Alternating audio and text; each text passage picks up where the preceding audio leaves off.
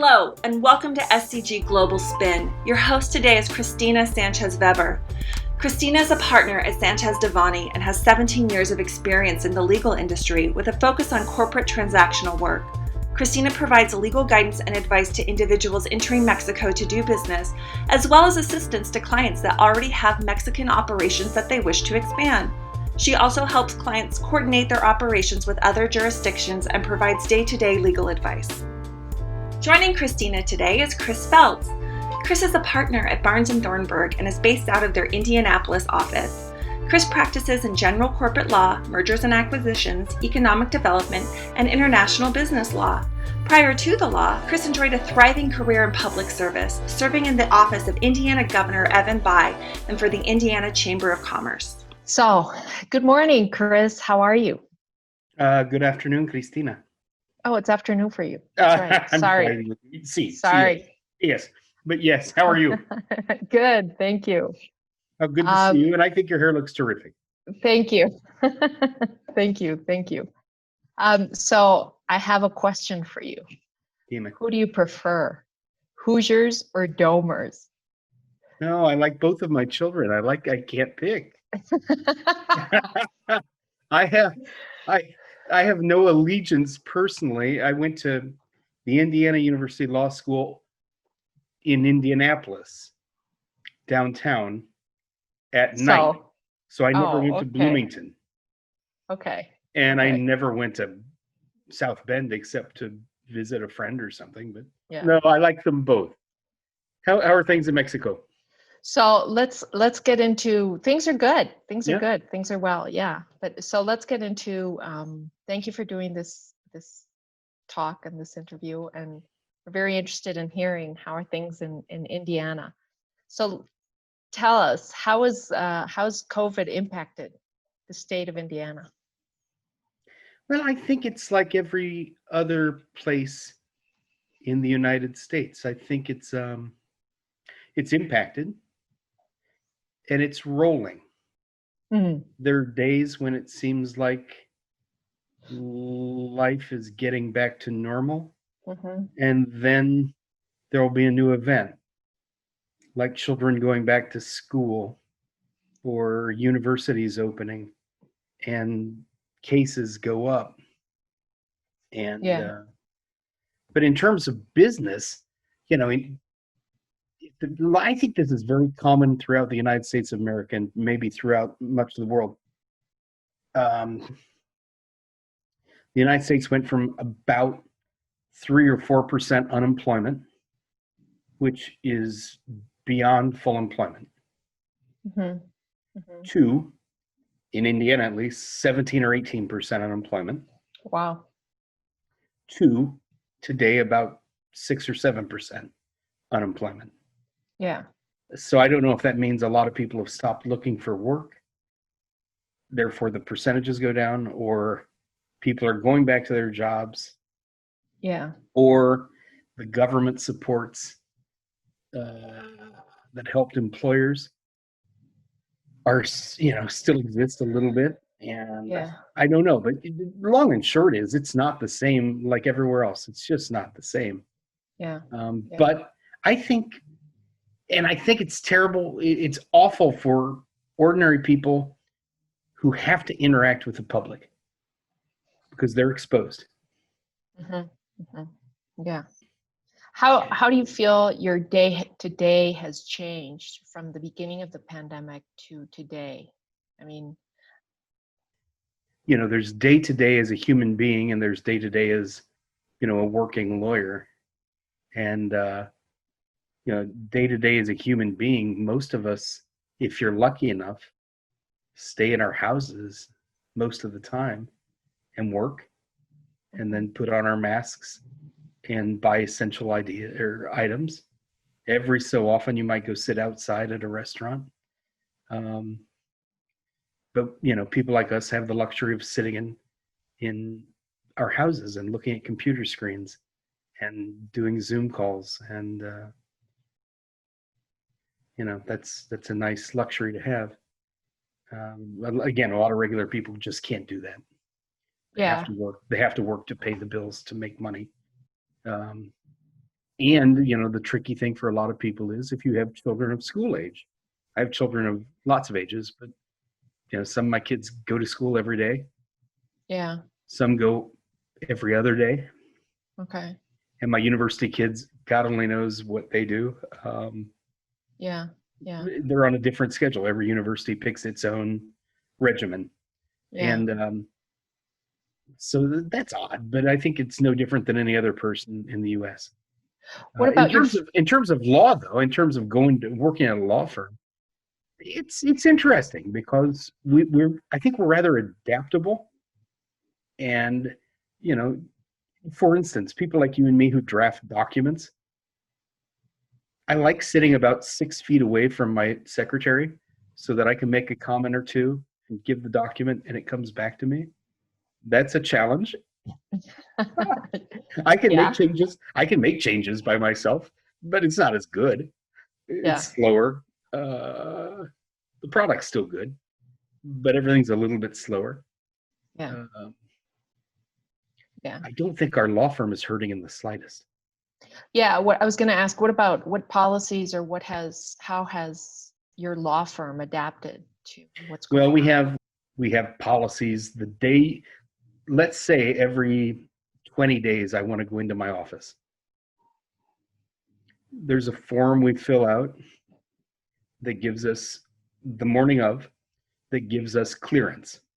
Okay. And then on our way out, we fill out a different form, which is a contact tracing form in the event we've bumped into anyone who has COVID, or in the event that someone in the office the same day that we were there has COVID. Right. But, that's not terrible. It's not inconvenient. It's what we do. Very few people in my office. When I go to my office, I see very few people. Okay. Yeah.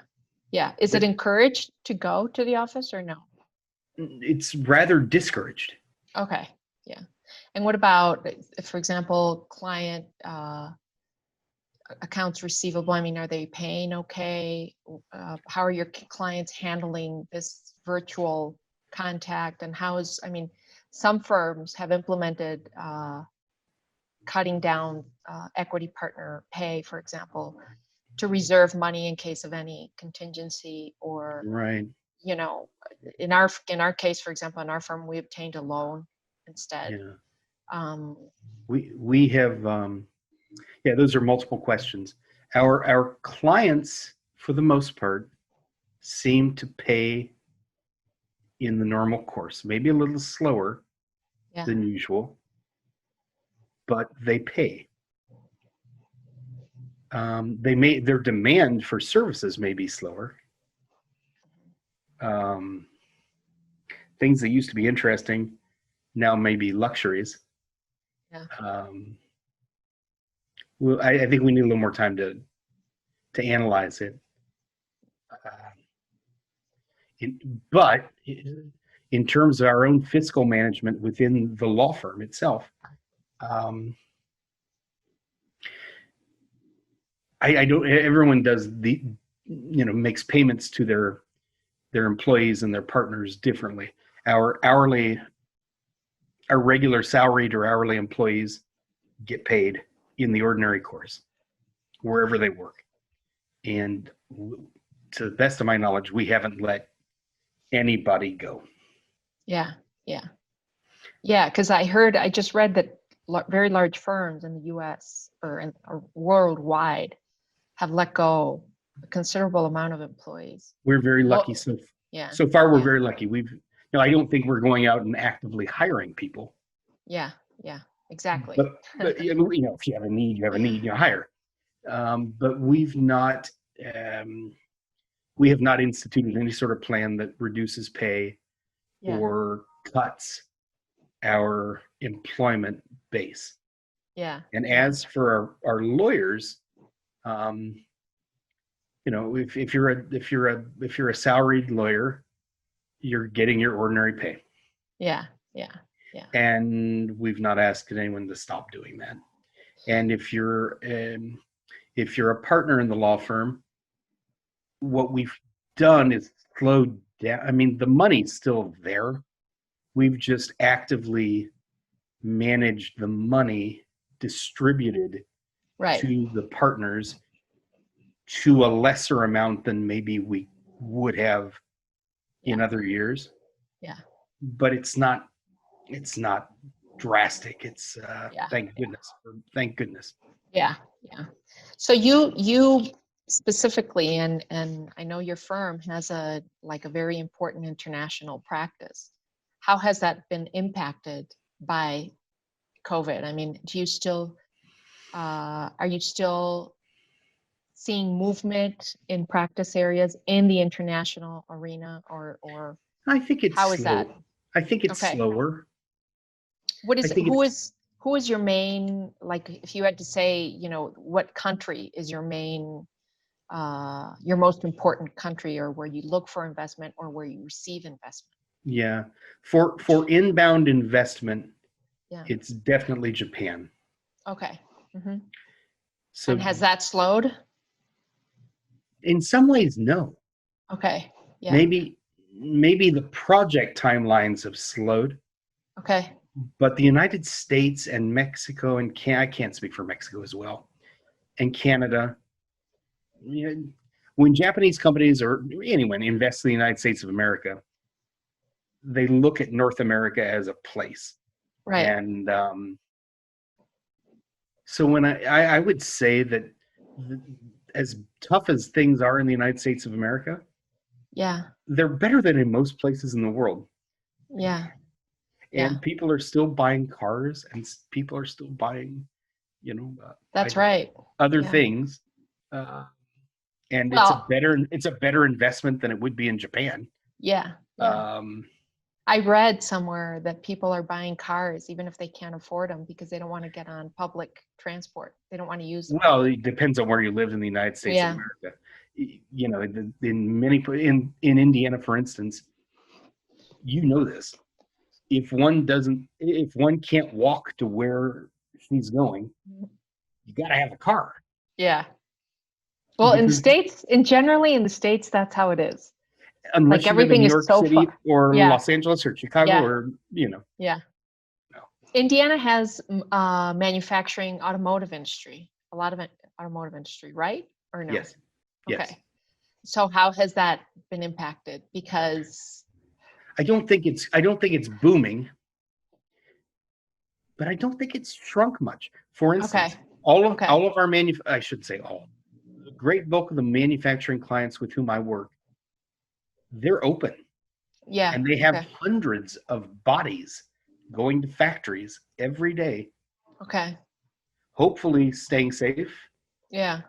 I don't know. I don't Yeah. know how they do it, but these are real live human beings close to each other, Yeah. and they're producing products.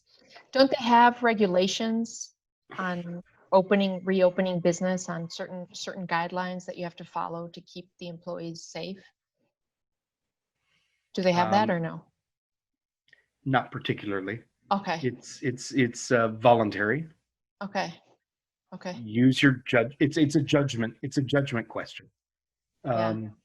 Oh, because in Mexico, it's the law.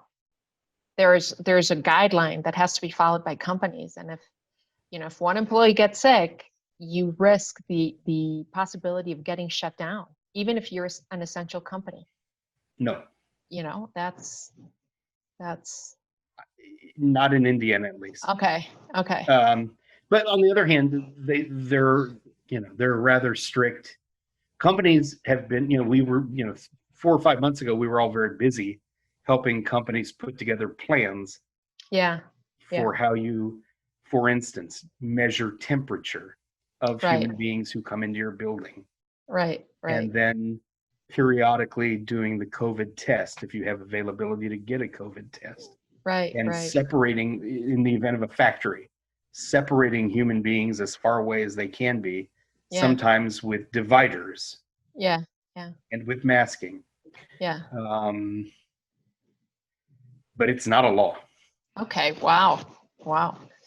So are there any new client requests that are coming up out of this COVID situation, like new practice areas or new areas of opportunity that were not explored before? Well, yeah, of course. There was there were, as you probably know, there were great government supports very early in the COVID situation. The United States of America is very lucky. It can print money.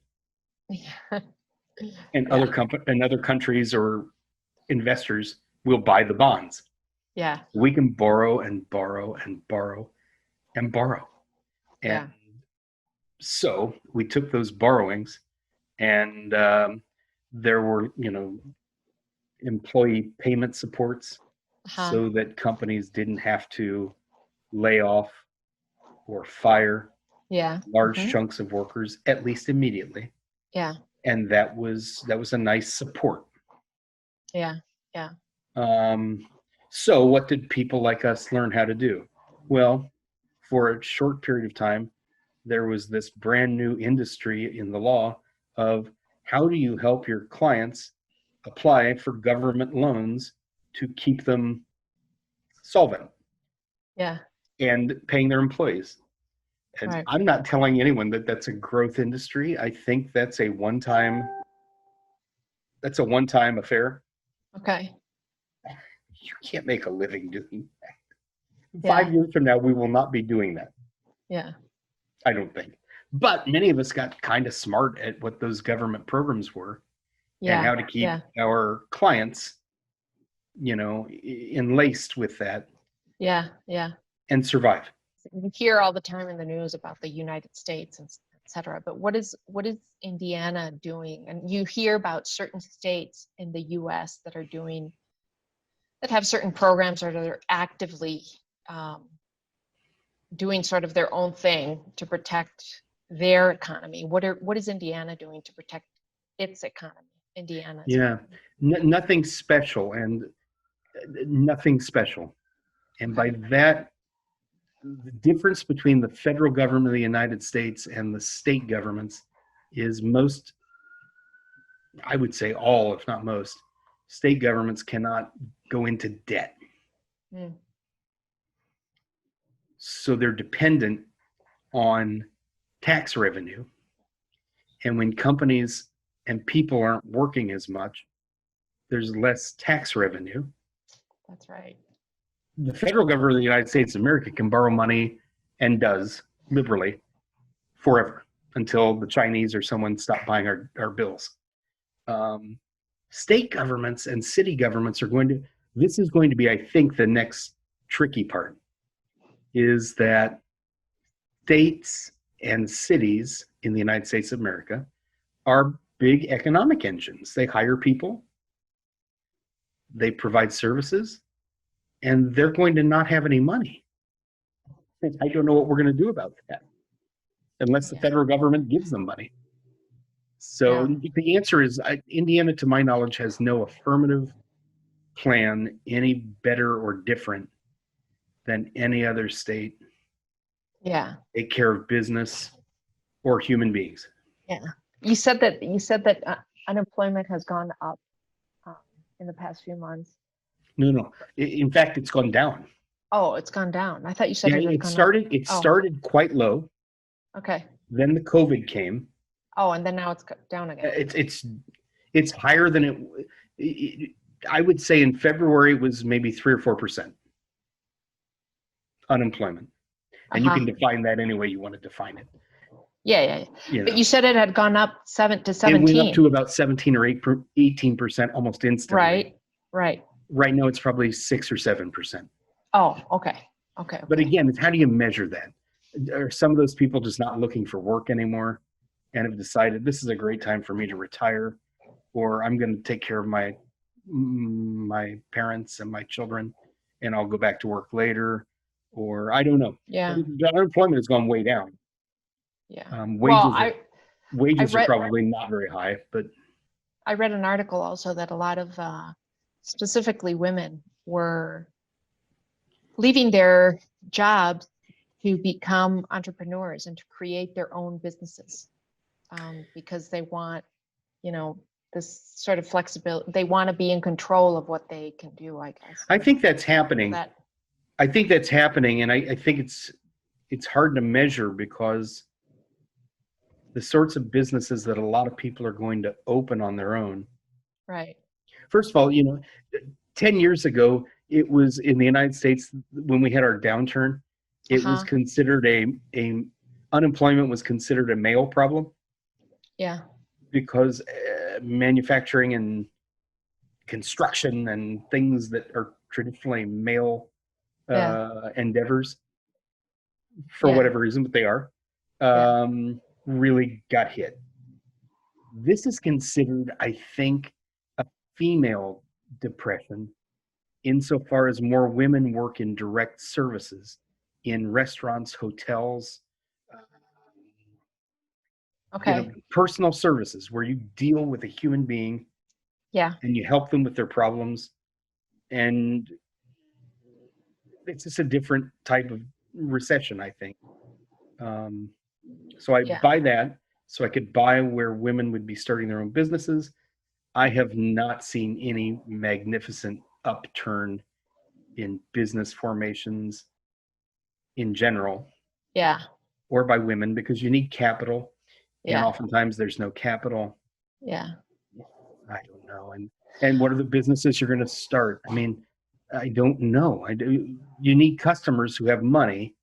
And if most of your customers are staying home, or like in Indiana, we have fairly strict restrictions on how many people can be in a single place at a certain time, if it's not essential. So, for instance, you're a terrific cook and you want to open a restaurant. And that's where a lot of entrepreneurs begin, things like that.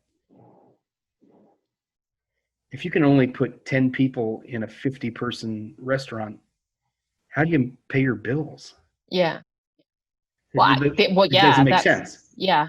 The restaurant industry, I think, is going to be terribly affected in general by all of this. I think I'm sure it has been in Mexico too. Yeah. Yeah. But they were talking specifically about women, but it's just like a sample of what's happening in a country, and the possibilities, that people are this thing of a lot of people not wanting to go back to the office because they like, this flexibility or this being. I'll have to read it because if it's let's say you're an office worker and you worked at a marketing firm, and you have lots of skills.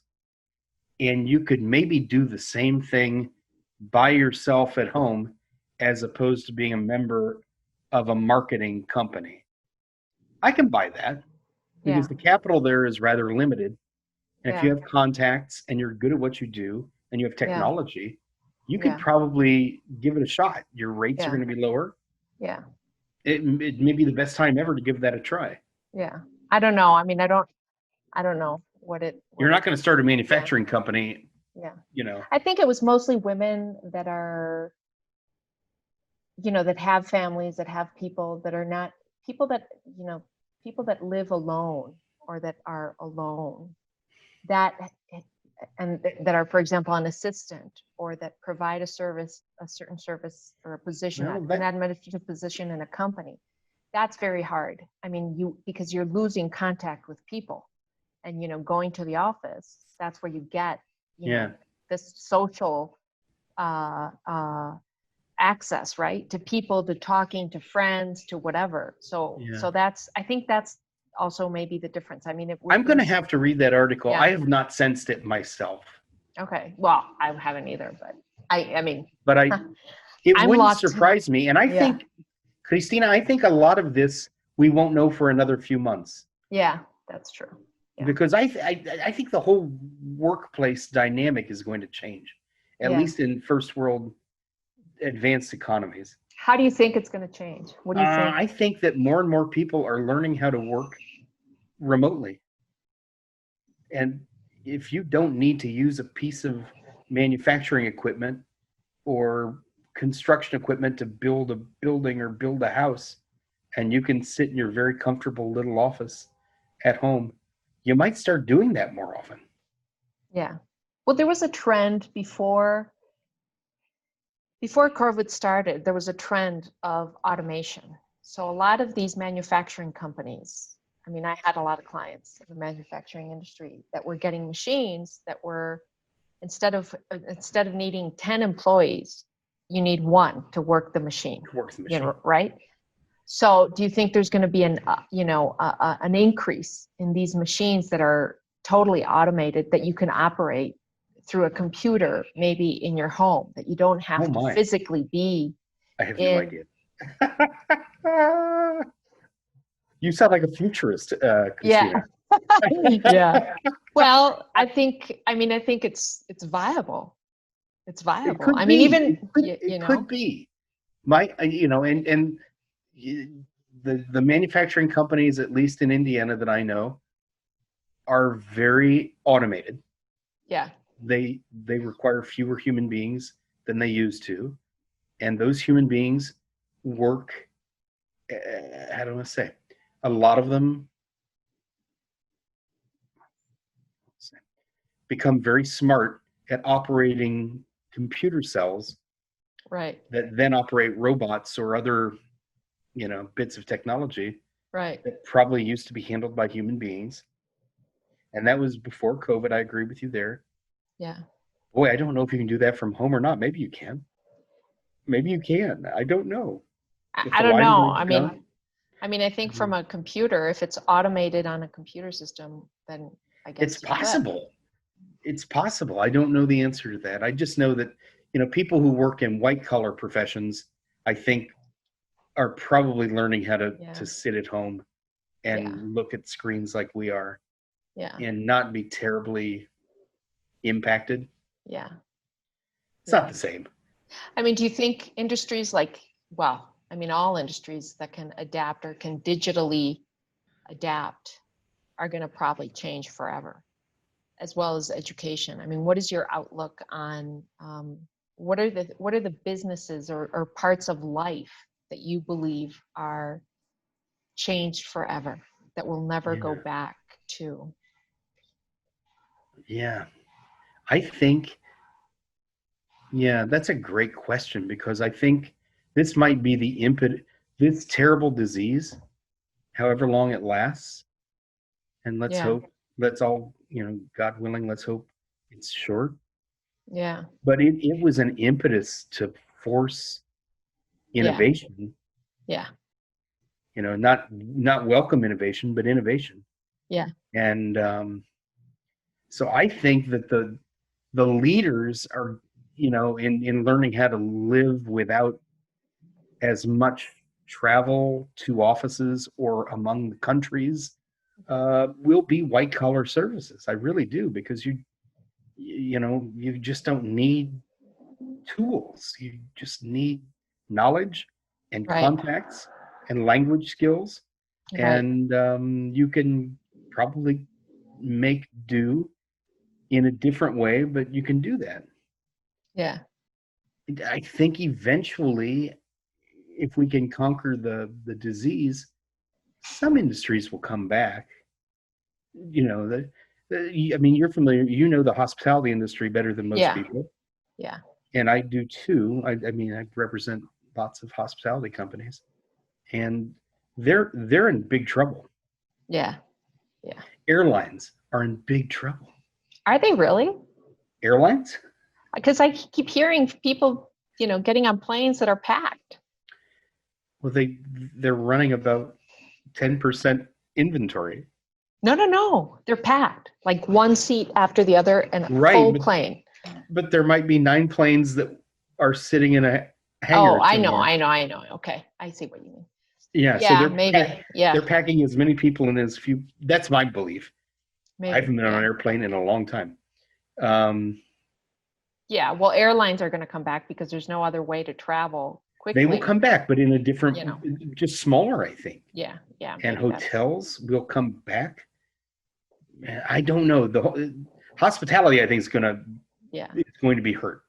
Those big conventions, right? Like, Those are important. yeah, those big conventions that are, I don't know, 3,000, 4,000 people in a Those room. are You think? important. I don't know if that's going to happen I don't again. think those can be done now like we're talking to one another. Yeah. Yeah. Not the same social benefit. Yeah. What's going to get, I don't know. I think we're all going to come in 6 months. We should talk to each other, all of us.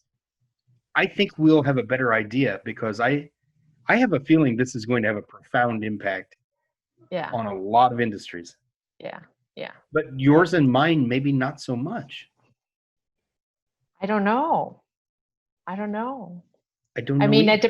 it depends on, I mean, I'm going to maybe keep working in law, but I'm going to probably be working from home. I don't think I'll go back to the office if I have a choice. You Well, know? we've learned sometimes, well, Yeah. you and I are lucky, but we've learned we can do it Yeah. And Mexico's more not or a less at a Mexico's not certain a, level. yeah, Mexico's not a digital country. You know, we're not as digitalized as, or digitized, or however you say it, as, you know, the US, for example. But it's working. It's working. You know, we're Yeah, getting things done. Maybe it's a little slower, but we're getting it's things done. slower. What do you think, I know this is also very tough, but it's a tough question, but what are your predictions for the next 18 to 24 months? I mean, what, give me one or two or three. What do you think is gonna, Well, if we're talking about the economy, I would say in bigger economies, I would not want to be in the commercial real estate business. yeah. Mhm. We have too many buildings, and people are learning how to work at home, and That's companies right. are going to see the end of their lease. That's right. Boy, if you are the next Zoom of the world, so to speak, Yeah. and you're smart and you can connect human beings, Yeah. whether it's visually or, making document sharing even easier than it is now, Yeah. that might be a growth area. I think old-fashioned manufacturing will be okay. Yeah. Enough. Yeah. Enough. I think there may be a certain shift of where the manufacturing occurs, for cost reasons. I could be wrong, but on the other hand, the cost of employment, I think the cost of labor in the United States of America is not going to go up very much. Mm. So in Okay. some ways, it's going to be better and cheaper and more efficient to continue to make things in the United States Yeah. or Canada Yeah. than it would be to move them to Thailand Yeah. or Mexico. Yeah. I could be wrong, but I don't sense wage pressure in the United States of America. I think Okay. those who are working are content to be working Yeah. and are not going to be making strong um, wage demands. Yeah. Yeah. Yeah. Yeah. So I don't know. I think it's going to be very interesting to watch. So, yeah. Banking will be interesting, I think, because at least in the United States of America, interest rates will be zero or close to it Yeah. for a number of years, Yeah. Yeah. absent some big change. So borrowers will do terrific if they've got capital or Yeah. if they've got security. Security. Yeah. Yeah. The banks themselves, I don't know if they'll make any money or not. Maybe. I don't know. Yeah. Well, I don't know. It's scary time. It's interesting, but I don't know. I'm not a futurist. we'll have to talk in 6 months to see We if should, because this is, if and this then watch is this first real. Yes. and see what we said. Exactly. Because I'm willing to I'm willing to change my mind.